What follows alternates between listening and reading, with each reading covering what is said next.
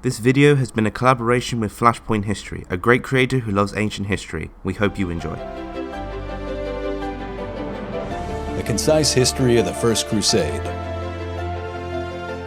This video podcast is a collaboration between Flashpoint History and the Ancient History Guide, two excellent sources dedicated to making history accessible, interesting, and perhaps a little snarky.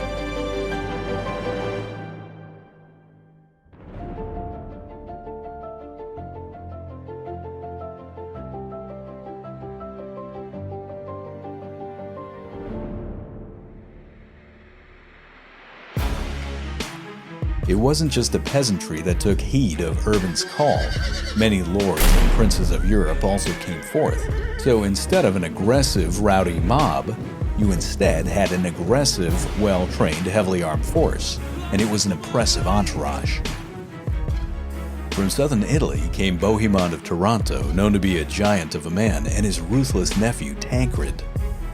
From southern France came Raymond of Toulouse, who escorted the bishop, now papal legate, Adhemar of Le Puy.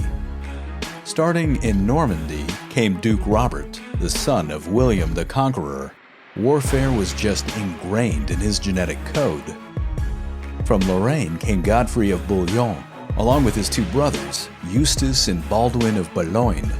Godfrey sold most of his property to go on crusade, and it was said that he intended never to return. And then there was the less than spectacular Stephen of Blois, who was said to have been bullied into going on crusade by his wife, who just happened to be the daughter of William the Conqueror. She must have been an impressive woman. Unlike Godfrey, Stephen had every intention of getting back to his homeland. These contingents moved across Europe and arrived in Constantinople in late 1096. Alexius I had expected a few thousand well-trained warriors. The Crusade army that arrived at his doorstep was estimated to be over 60,000 strong. He realized right away that it wouldn't be a good idea to keep a well-armed and hungry force waiting for too long on his front lawn. The Crusade leaders were thus asked to swear an oath to return Byzantine land to the emperor, and then they were quickly ferried across into Asia. Once into Anatolia, the Crusaders moved in on Nicaea. Nicaea was an impressive city. It was here that Constantine the Great held the famous Council of Nicaea in 325, which established the Nicene Creed, and thus Christian Orthodoxy. It also happened to be the capital of Kilij Arslan's Sultanate. The Crusaders laid siege to the city and beat off a relief force, but at the last second, in June of 1097, the garrison decided to surrender to the Byzantine, who offered them better terms. The emperor's troops snuck in and took over Nicaea, and as can be imagined, this put considerable strain on the Crusader-Byzantine relation, as the Latin knights felt that they'd been robbed of their rightful plunder. The emperor dutifully reminded them of their oath, but more importantly, he found a way to bribe them with a town treasury and convince them to move on. The army divided into two marching columns. Bohemond of Taranto took the lead, with Godfrey of Bouillon taking up the rear guard. They marched deeper into Asia Minor towards the city of Dorylaeum, but as they moved, Kilij Arslan sent in his army again, and near Dorylaeum, an ambush was set. The Crusaders were now marching into a trap.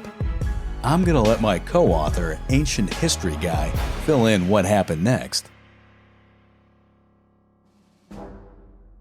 On the 1st of July, Bohemond's force was suddenly surrounded outside Dorylaeum by Kilij Arslan. Bohemond's knights quickly mounted, however the attempt at counterattacking the Turks did very little, who, due to them not being as heavily armed as the Crusaders, easily fell back. As a result, Bohemond ordered his knights to dismount and form a defensive line. This formation sheltered the more vulnerable men-at-arms and non-combatants, but it also allowed the Turks to have free range of the battlefield. Despite having this free range of the battlefield, the Turkish arrows would have little effect on the heavily armoured Crusaders. As a result, the Turkish horse archers would charge, let loose a few volleys, and then retreat before the Crusaders could counterattack. Eventually, the hail of arrows began to take a toll on the unprotected horses and non-combatants. Bohemond sent messages asking the other Crusader armies for aid. By this time, he had already lost 2,000 men. Just after midday, Godfrey arrived with a force of 50 knights, fighting his way through the Turkish lines to reinforce Bohemond. After 7 hours, Raymond's knights finally arrived, launching a surprise attack across the Turkish flank.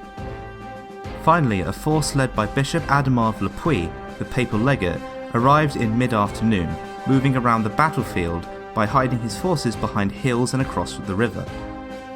Adhemar's force charged into the Turkish camp and attacked the Turks from the rear.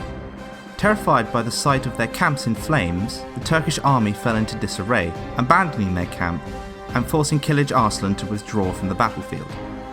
By the end of the battle, the Turks had lost around 3,000 men, whilst the Crusaders had lost somewhere around 4,000 despite being victorious. Kilij Arslan after this battle gave the Crusaders a wide berth, but would shadow the assailing force, usually recapturing anything they took.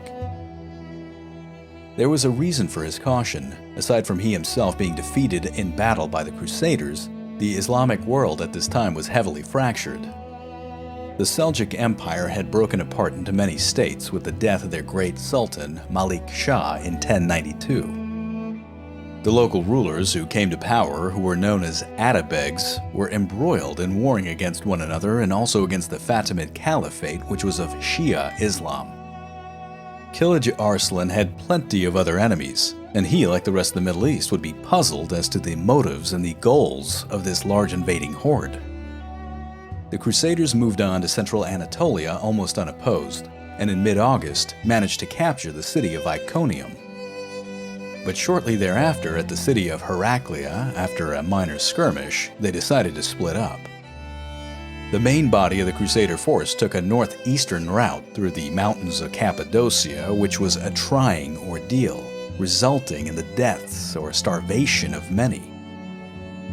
Whereas Tancred and Baldwin of Boulogne went south, hugging the coast into Cilicia, where they proceeded to take the city of Tarsus. Tancred and his men would eventually rejoin the main force, but Baldwin had another idea and headed further east. He wanted to find a small, rich, and most importantly politically weak kingdom to exploit, and he found this in Edessa.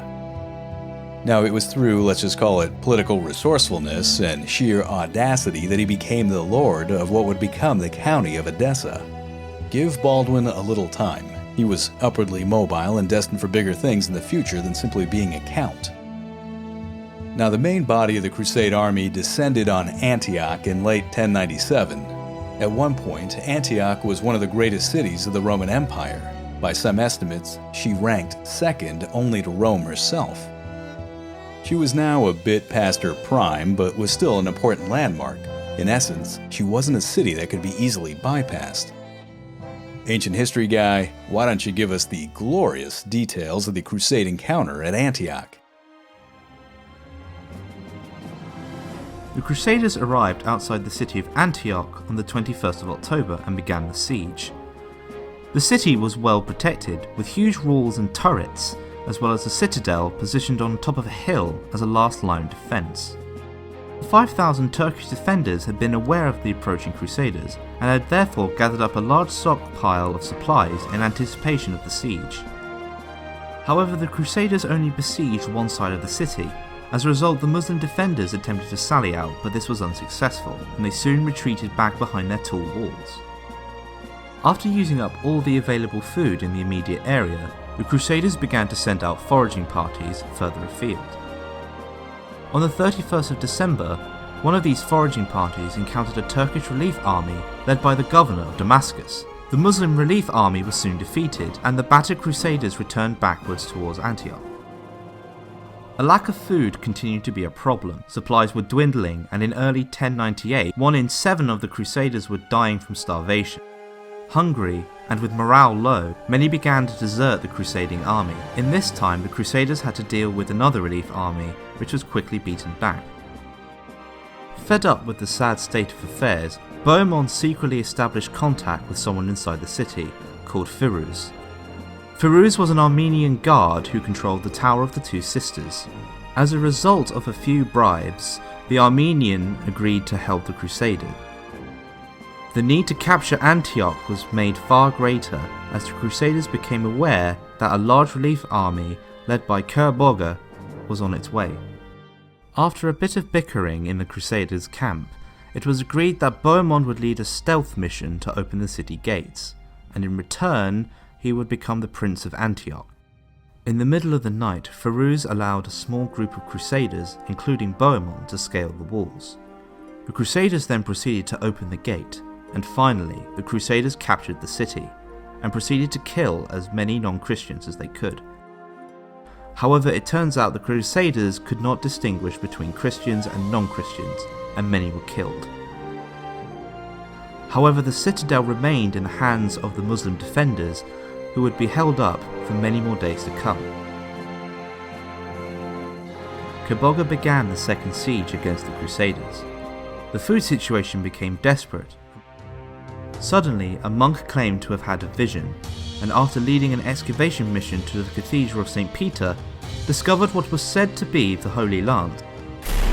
Raymond declared it to be a divine sign, and after 5 days of fasting, the crusading army, now without any horses, sallied out to face the besieging army. Kerboga watched, not believing the situation to be as serious as it actually was. By the time he realised the size of the Crusader army, it was already too late. Kerboga was backed into a corner. Hoping to lure the Crusaders onto rough land, Kerboga slowly retreated. Kerboga finally managed to engage his main line, however the Crusaders easily pushed this line back, causing confusion and eventually a mass rout. This defeat of the final relief army finally convinced the remaining Muslim defenders to surrender.